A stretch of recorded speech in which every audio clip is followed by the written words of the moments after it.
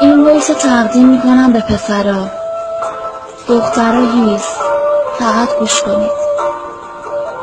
همش میگن پسر لاشیه، همش میگن پسر خیانت میکنه، همش میگن پسرها دخترا رو هرزه میکنن، همش میگن پسر فقط به خاطر هوس با دختره. خدا از دل پسرها خبر داره. دختر جون، میخوام یه رازی رو به تو بگم ولی برملاش نکن.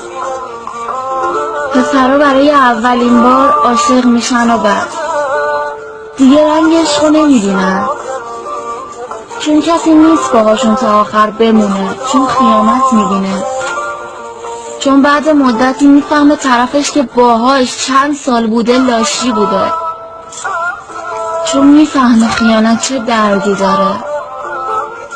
حالا حرفم طولانی شد، بذار یه راز دیگه بگم.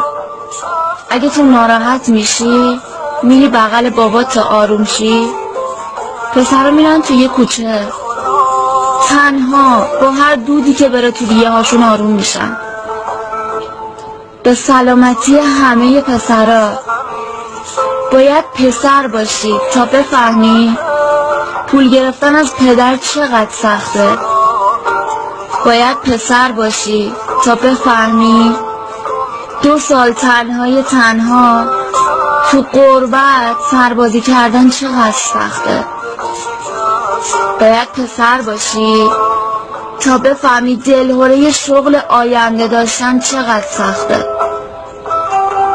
باید پسر باشی تا بفهمی از دست دادن عشق چقدر سخته. سلامتی همه پسرها.